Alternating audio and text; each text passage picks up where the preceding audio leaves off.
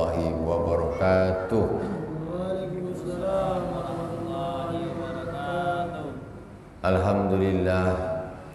Alhamdulillahilladzi an'ama 'alaina bi ni'matil iman wal islam.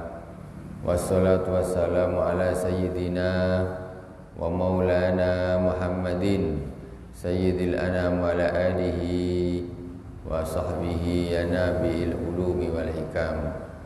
Allahumma salli ala sayyidina Muhammadin tibbil qulubi wa dawaiha wa afiyatil abdani wa shifaiha wa nuril absari wa dhiyaiha wa ala alihi wa sahbihi wa sallim.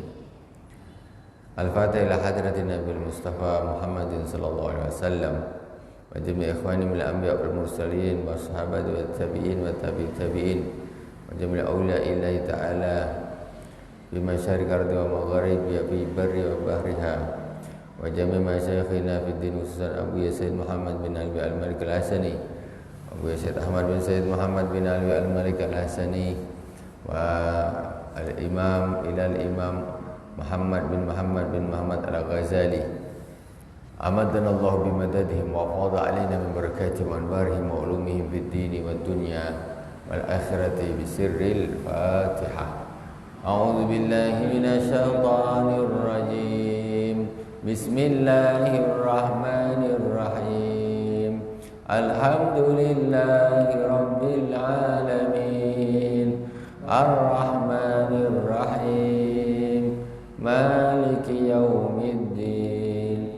Iyyaka na'budu wa iyyaka nasta'in. Ihdinas siratal mustaqim. Siratal ladzina an'amta 'alaihim ghairil maghdubi 'alaihim waladdallin.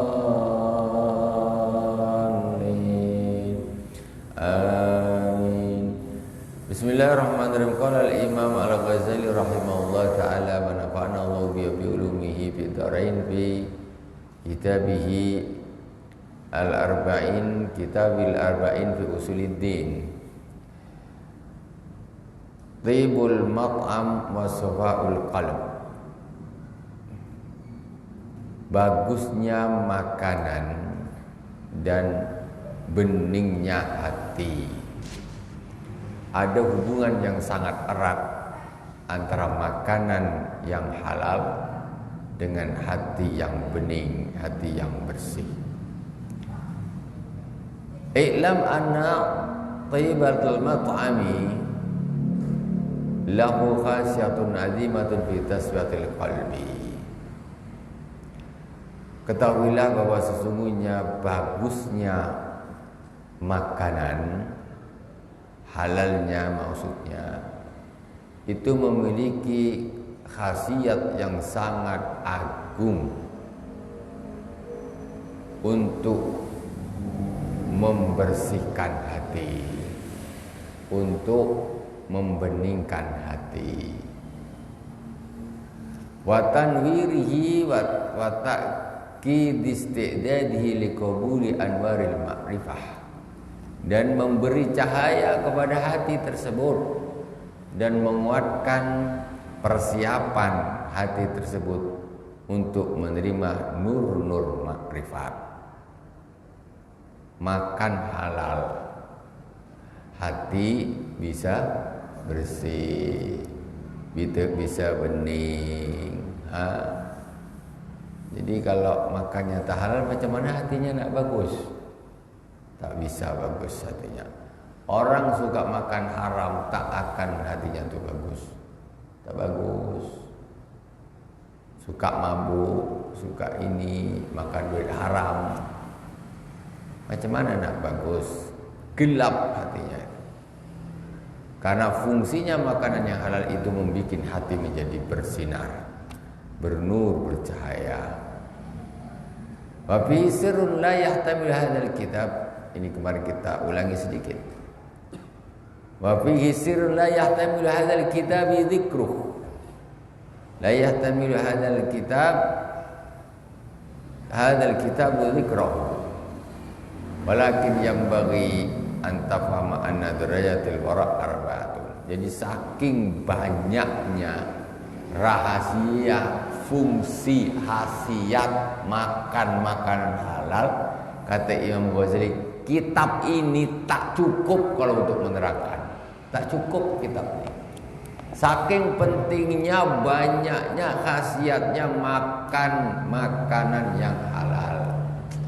Makanya sekarang kadang-kadang kita halal haram ini bukan hanya urusan dosa sama tidak. Engkau ini nak punya hati bagus apa tidak? Itu. Kita ini beragama kan supaya hatinya bagus. Bukan ini kenapa? Ini haram, tak boleh dosa. Ini tak boleh haram, dosa. Bukan masalah dosa saja. Tetapi lebih dari itu, orang ini kalau makan makanan haram hatinya gelap. Kalau kau nak hatimu bersinar, ini kau tinggalkan. Umpamanya lah. Perkara itu tak haram, tapi membikin hati ini gelap, itu pun tak perlu dimakan. Umpamanya tak haram, jadi tak dosa nih, tapi bikin hati gelap, itu pun semestinya kita tinggalkan. Ini dah haram, dosa plus hati gelap. Katanya nak jadi orang bagus. Tengok, cek makanannya dulu. Cek kalau orang kalau suka makan haram tak ada lah punya hati bagus, tak ada. Batakidan liqabuli la batakidan istidad liqabuli anwaril ma'rifah. Jadi makan halal juga kata Imam Ghazali tadi bisa menguatkan persiapan hati untuk menerima nur-nur kemakrifatan. Orang makan haram macam mana nak makrifat? Tak bisa. Ini syarat. Kemudian kata Imam Ghazali, rahasianya itu sangat banyak dan tidak mungkin untuk diterangkan di kitab ini. Walakin yang bagi anta bahwa anna darajatul wara' arba'atun, tetapi hendaklah engkau tahu bahwa derajat wara' itu ada 4 derajat. Wara' ini yang namanya wara'. Jangan tak tahu, orang Islam tak tahu wara' itu apa wara'. Anda berarti payah. Kita harus tahu yang namanya wara'. Wara' itu apa? Bukan hanya Islam itu bukan hanya sekedar dohir, sholat, wudu, puasa, zakat, haji aja. Ini ilmu seperti ini harus wara. Apa tuh wara?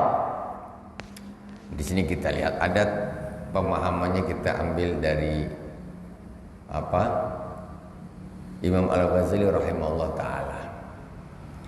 Jadi wara' itu ada 4 derajat. Wara' itu menjaga diri dari hal-hal yang tidak baik, menjaga dari hal yang subhat, yang haram. Itu di antaranya wara'.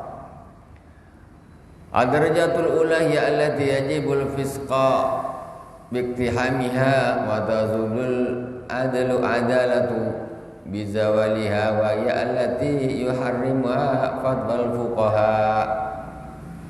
Yang pertama, derajat yang pertama yaitu wara' atau menjauhi hal-hal ya allati yajibul fisqa biiktihamiha, yang hal-hal tersebut apabila dilakukan maka akan menjadikan pelakunya menjadi dapat gelar fasik. Wa tazul adalatu, dan sifat adalah adilnya itu akan hilang ketika dia melakukan hal tersebut. Apa itu? Wa ya allati yuharrimuha fatwal fuqaha, yaitu semuanya yang diharamkan menurut fatwanya para fuqaha. Jadi segala sesuatu yang haram itu wara' yang nomor 1, meninggalkan segala yang diharamkan. Itu wara' pertama, paling bawah. Ini peringkat paling bawah. Meninggalkan perkara yang diharamkan berdasarkan fatwanya para ulama. Ya, apa? Ya, udah tahu lah kita arak, apa ini namanya, kayak kakinya 4 dan sebagainya, riba, korupsi, semuanya lah yang haram-haram itu wajib ditinggalkan. Itu kalau meninggalkan itu baru derajat warok, derajat paling bawah. Kemudian yang kedua, kenapa orang yang menabrak itu disebut orang fasik? Orang tukang mabuk namanya fasik, orang zina fasik, orang judi fasik, maling fasik, korupsi fasik. Itu namanya orang fasik. Siapa orang fasik? Ya para pelaku dosa-dosa itu tadi. Itu namanya orang fasik. Derajat yang kedua, azaniyatu wara'us salihin. Yang kedua yaitu waraknya orang-orang soleh. Wa al-hadar amma yatatarraku ilaih timalul al-harim. Wa in afdal mufdi bihillihi binaan ala zahir bahwa alladzi qalahu Rasulullah sallallahu alaihi wasallam da ma yaribuka ila ma la yaribuk. Ini waraknya orang-orang soleh. Orang-orang soleh itu bukan hanya sekedar meninggalkan yang haram. Yang haram pasti ditinggalkan. Kalau orang soleh itu nggak mungkin dia melakukan. Orang soleh kok minum bir, tak ada cerita. Orang soleh kok korupsi, nggak ada cerita. Orang soleh kok judi, nggak ada ceritanya.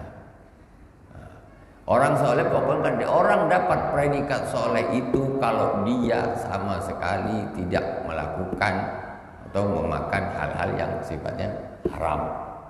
Nah, itu sama sekali tidak lakukan. Pertama, dia naik dari itu, bukan hanya itu yang ditinggalkan, dia juga meninggalkan yaitu sesuatu yang dimungkinkan ini haram. Tak pasti haram. Mungkin ada kemungkinan ini haram, walaupun sudah difatwakan oleh ulama bahwa itu adalah halal. Ulama fatwa gini, tapi di dalam hati dia, saya ini kok ragu ya, ini kayak gini kok halal nih, kayaknya ini haram ini. Umpamanya ada ya, entah itu makanan, entah itu pekerjaan. Jadi difatwakan ini pekerjaan ini halal ini. Hasilnya bukan termasuk riba, bukan termasuk judi, umpamanya difatwakan ulama. Tapi dipikir kalau aku tengok nih, ini macam judi nih, katanya. Ragu aku. Haram tak ya?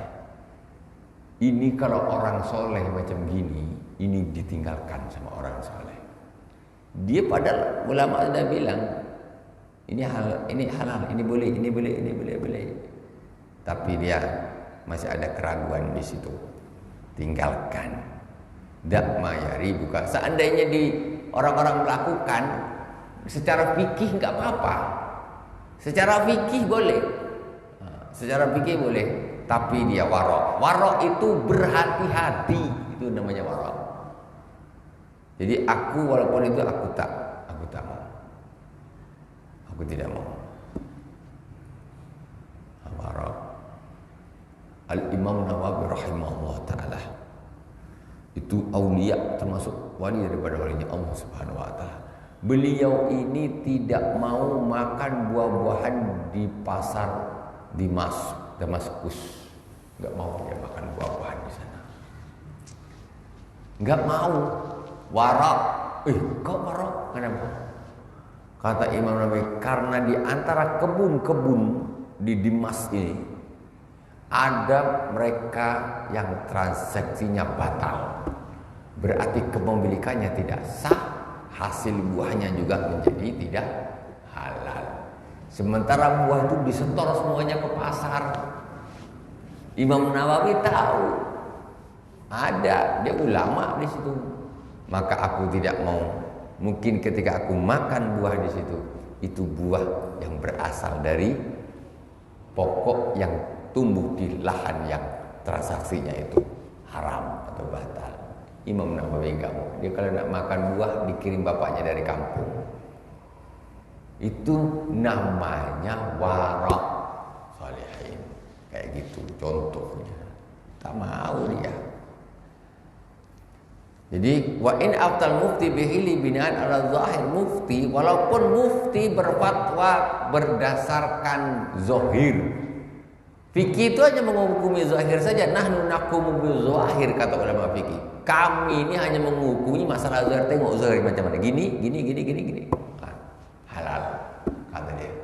Halal kata dia. Sementara kita tengok ini macam mana ini kok bisa halal. Kalau aku pikir, wah, tak bisa. Yang kerja orang ini dia ini campur gini. Tak bisa.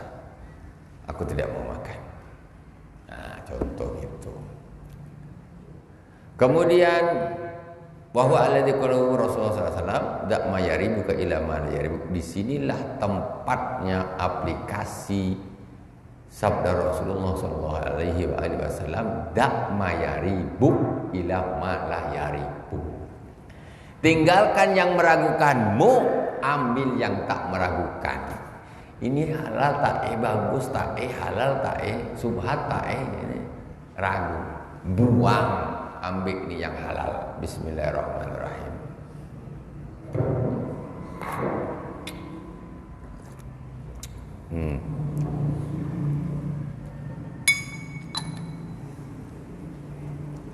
Kemudian asali satu, yang ketiga, wara'ul muttaqin. Ini lebih berat lagi. Wara'us sholihin tadi pun dah berat. Kita kalau orang tuh bilang halal embat aja. Hari itu orang tidak bilang halal kok. Itu berarti tidak wara'. Padahal hati ini ragu. Iya tak dia bilang halal kok, sikat aja lah. Kan? Pergi ke warung dekat jalan, dekat mana. Tengok ini warung sebelah ada gini, warung sebelah ada ini. Dia sama kawan dia. Katanya, aku biasa warung di situ, tak apa-apa, dia masak biasa, masak ayam tuh ini. Tapi dia tengok tuh, sebelahnya dia jual gini. Tengok, wah. Dia bilang hal tapi aku tak yakin. Tinggalkan. Kemudian asal itu wara'ul muttaqin. Tengok derajat yang ketiga. Derajat nomor 2 je dah berat. Ini nomor 3. Ini kalau orang-orang soleh macam gini. Qala Nabi sallallahu alaihi wasallam la yablughul abdu darajatal muttaqin hatta yatruka ma la ba'sa bihi hadaran wa makhafatan mimma bihi ba'sun. Rasulullah SAW bersabda, tidaklah seorang hamba sampai kepada derajat muttaqin sampai dia meninggalkan sesuatu yang tidak dosa, gak masalah, gak ada keraguan, hadaran wa makhofatan mimma bihi ba'sun, dikhawatirkan nanti dia akan terperosok kepada perkara yang ada haramnya, ada subhatnya, ada dosanya. Sebetulnya tidak apa-apa, halal tuh. Tetapi ketika itu dilakukan, nanti ini bisa berimbas, dia terperosok kepada perkara yang haram ataupun yang subhat. Ini tinggalkan aja daripada aku terperosok. Yang aku kerjakan ini maksudnya ini halal betul nih, halal nih. Tapi kalau aku kerjakan ini, aku makan ini, lakukan ini, nanti bisa jadi aku terseret ke bawah ke sana. Jadi subhatku masuk juga, yang haram juga masuk. Ini tinggalkan. Ini lebih hebat lagi. Kalau tadi kan masih ragu. Ini halal tak?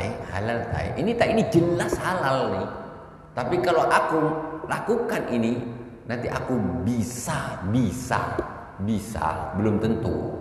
Bisa aku akan terperosok ke sana nanti. Itu ditinggalkan. Wa qala Umar radhiyallahu taala anhu, kunna nada'u tis'ata asyaril halal makhafatal wuku' fil haram. Kata Sayyidina Umar bin Khattab radhiyallahu ta'ala anhu, kami meninggalkan 9/10 perkara yang halal karena kami takut jatuh kepada yang haram. Maksudnya ada perkara 10, di antara 10 perkara ini 9 ini kami tinggalkan, padahal nih halal 9 nih, karena tapi kami takut nanti akan terjerumus kepada keharaman. Kayak gitu. Aduh banyak, apalagi zaman sekarang, ayolah susah, apalagi pekerjaan dan lain sebagainya. Susah zaman sekarang. Zaman Sayyidina Umar dia bisa bilang macam gitu. Dia bisa bilang macam gitu. 9 perkara di antara 10 aku tinggalkan karena aku takut. 9 perkara dari 10 perkara yang halal semuanya aku tinggalkan karena aku takut nanti terjerumus kepada keharaman.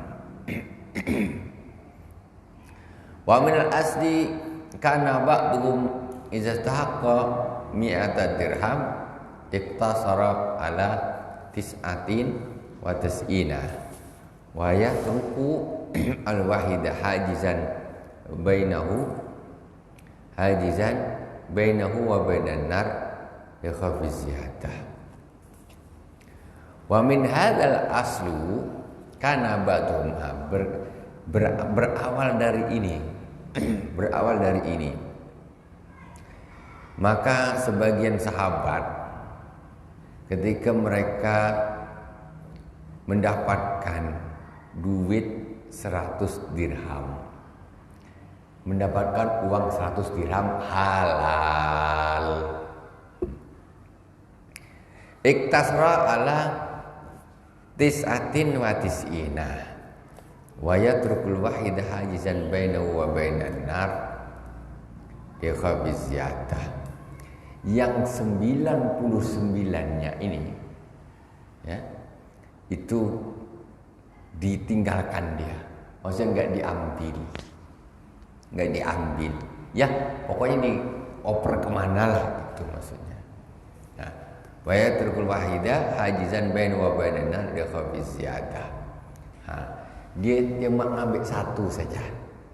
Kenapa yang 99 dikasih dia duit banyak, 100 dinar. Yang 99 ini bagi-bagilah sana, bagi-bagi sana, bagi fakir miskin apa bagilah, aku ambil 1 saja. Ini yang 99 Pak, ini kan hak saya, halal nih, halal bukan tak halal. Dia mendapat 100, anggaplah 100 dirham itu. 100 dirham itu halalan thayyiban halal. Tapi dia, Pak aku ngambil 1 saja.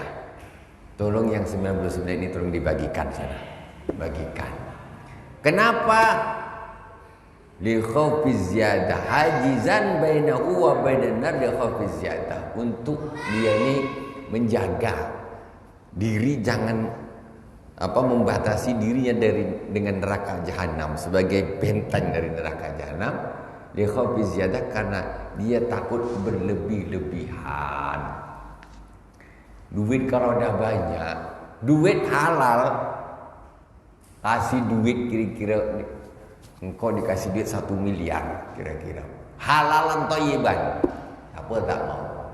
Tapi ini duit 1 miliar nih, kalau orang pegang, kalau tak pandai dia akan terperosok kepada keharaman. Oh sedap, jalan-jalan kita yuk. Jalan-jalan kemana? Jalan-jalan duduk sana, makan yang macam-macam, hiburan macam-macam, dah kena haram, ya kan? Dia kena haram. Hanya entah apa dibikin, dia beli ini, beli itu, transaksi ini, transaksi itu, duit segitu, kemakanlah bau-bau riba. Belilah ini, ada orang kerjasama dengan ini, barang-barang yang tak halal terbeli juga. Jadi ribet, terjerumus kepada keharaman atau kesubhatan. Tapi sahabat tadi dikasih 100 dirham, 100 dirham satu saja aku ambil. Aku tak mau lebih-lebih, karena uang-uang yang lebih ini nanti akan bisa mengantarkan terjerumus kepada keharaman. Oh, duit 1 miliar, beli apa ya? Motor ninja besar satu, beli macam-macam lah, tanah, apa segala macam, bangun ini, bangun itu. Oh, motor kemana-mana, sore-sore jalan-jalan. Biasanya duduk bagus, jadi dia melakukan dosa-dosa. Sebab lebih, ya Allah, tengok ini mutakin. Ini mutakin masih ada derajat di atasnya lagi. Tengok untuk sahabat macam gitu. Kalau kita ya dikasih 100 dirham, ada lagi Pak, ada lagi sahabat 100 dirham katakan 99 tolong bagikan. Aku ambil sebiji saja, satu saja. Cukuplah kita. Nunggu mati aja kok, tak perlu duit banyak, nunggu mati tu. Tengoklah, ini manusia ini bukan malaikat yang seperti ini. Nah, itu. Makanya kita perlu belajar ini, di antaranya supaya kita bisa mengambil satu barometer kita tuh, posisi kita tuh di mana. Gitu. Kalau kita duit, hijau mata. Tak ada cerita lah ditolak tuh. Ya Allah. Padahal itulah sahabat. Dia menerima uang banyak. Dia takut dengan uang banyak ini aku tidak bisa menggunakan. Aku bisa terjerumus kepada kemaksiatan. Itu luar biasa. Luar biasa. Dapat duit banyak, beli handphone yang paling mahal, beli kuota yang paling besar sekali, main game online, judi online, habis gara-gara duit banyak tadi terjerumus kepada keharaman. Coba cuma duit 1.000, 10.000 aja. Ini nak beli nasi lemak pun, nasi lemak yang setengah, jadi yang 5.000-an. Kalau 10.000 habis lagi, kok makan siang apa? Macam mana dia nak main judi online? Macam mana dia nak beli handphone yang besar? Tak bisa selamat dia. Itu selamat. Makanya kadang-kadang kita ni bilang ni, kalau duit tu rezeki, kalau duit banyak berarti rezeki bagus. Belum tentu. Rezeki itu bukan cuma duit. Jangan mengkerdilkan makna rezeki. Justru rezeki itu, berduit itu bisa menjadi bencana. Enggak mesti. Berapa banyak orang rusak karena duitnya banyak. Karena rusak karena duitnya banyak, sombongnya, ininya, pamernya. Jadi biasa kalau lah duit dikocek 10.000, masa dia nak pergi diskotik? Diskotik siapa? Tak ada cerita lah 10.000 nak pergi diskotik tu.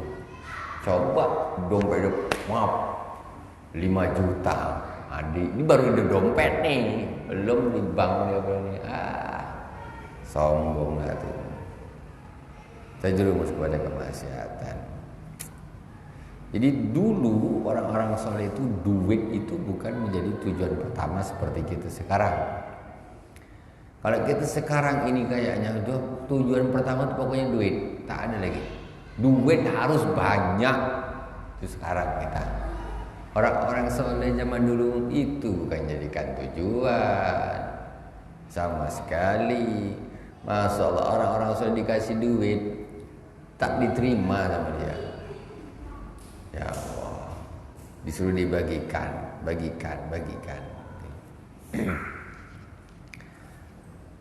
Kemudian wa kana ba'dhum ya'khudhu ma ya'khudhu binuqsani habbatin wa yu'ti ma yu'ti bi ziyadati habbatin. Waladzalika akhadha Umar bin Abdul Aziz rahmatullahi alaihi anfahu hadaran min rihil miski li baitil mal kana biwas yuzanu baina yadayhi Waqal hal yuntafu illa birihi.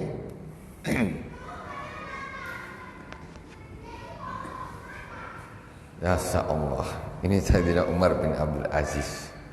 Ini seorang pemimpin wali daripada walinya Allah Subhanahu wa taala. Ajib. Sayyidina Umar bin Abdul Aziz. Jadi Sayyidina Umar bin Abdul Aziz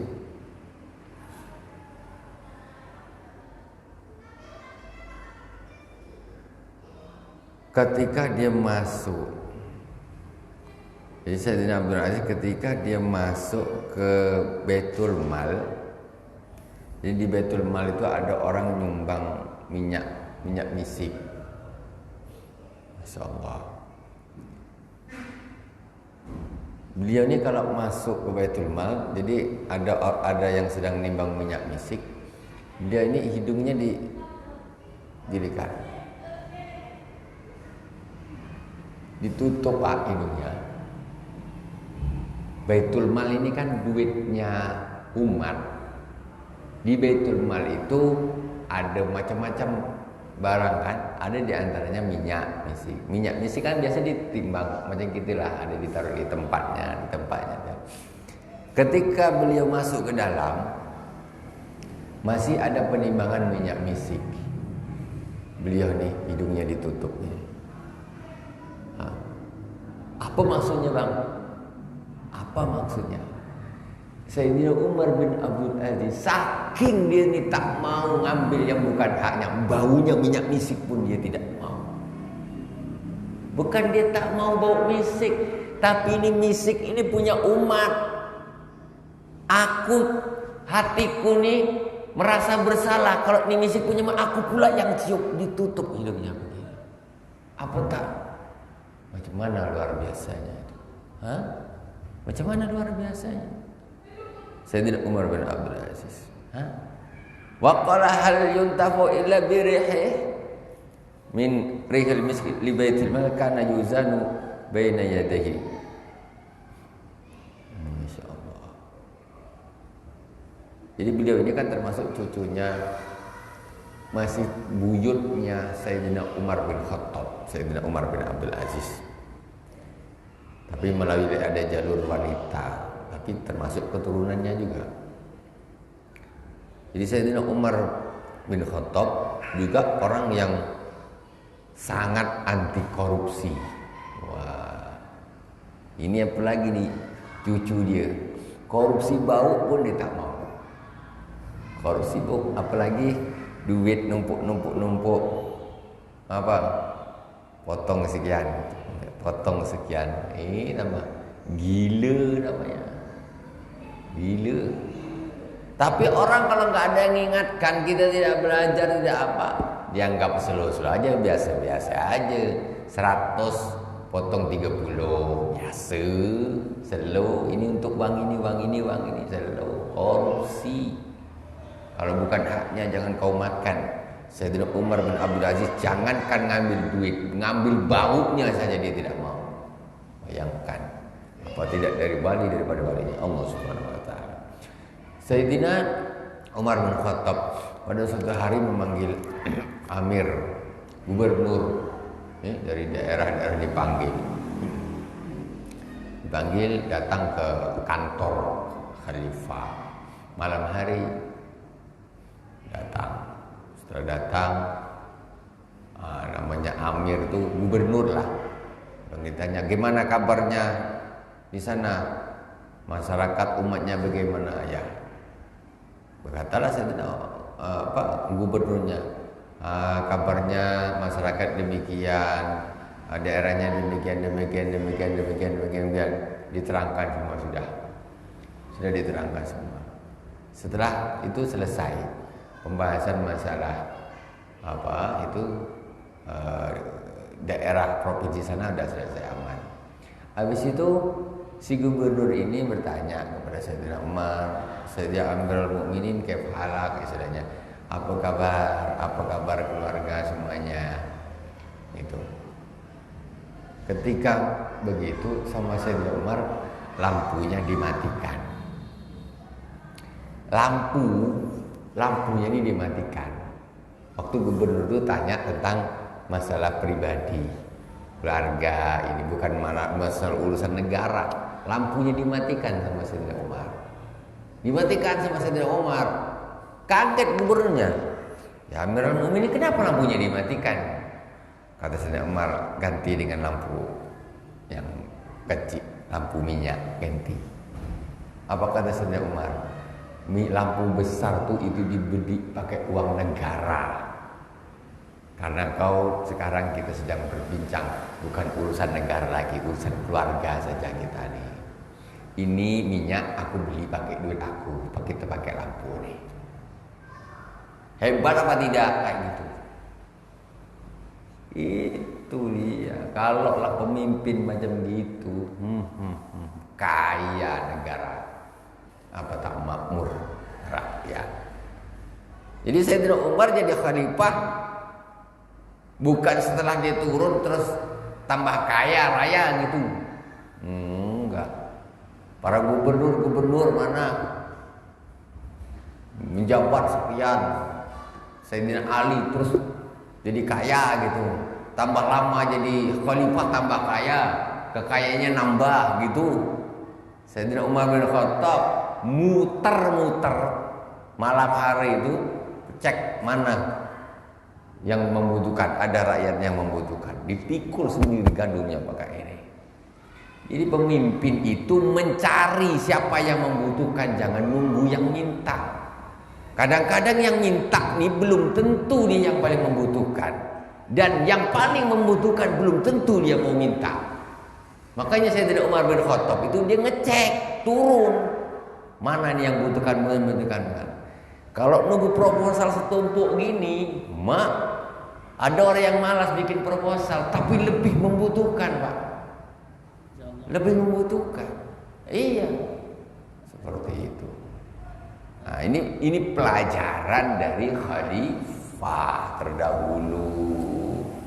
Nah, kalau kadang sekarang ya namanya manusia, ya kan ada sifatnya sendiri-sendiri, ada melarat betul ya. Tapi memang dia tak mau minta-minta. Ya kan? Nah, ini mestinya turun cari siapa. Itu. Bukan nunggu yang minta aja kita kasih, yang tak minta berarti tak butuh. Jangan gitu. Tugasnya pemimpin itu macam mana dia bisa mengayomi rakyatnya. Kata Sayyidina Umar bin Khattab ketika diangkat jadi khalifah, aku takut seandainya ada seekor anak sapi mati di ujung sungai Furat, aku nanti yang akan ditanya oleh Allah Subhanahu wa taala. Anak sapi mati di ujung sungai Furat sana.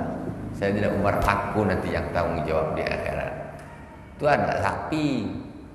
Sekarang bagaimana anak manusia, bapak manusia yang mati, bagaimana? Emang enggak ditanya di akhirat nanti? Alhamdulillah. Alhamdulillahirabbil alamin. Insyaallah kita lanjutkan lagi nanti di pertemuan yang akan datang. Insyaallah. Semoga bermanfaat dari awal sampai akhir. Mohon maaf segala kekurangan. Subhanakallahumma bihamdik asyhadu an la ilaha illa anta astaghfiruka wa atubu ilaik. Wa sallallahu ala sayyidina Muhammadin wa ala alihi wasallam.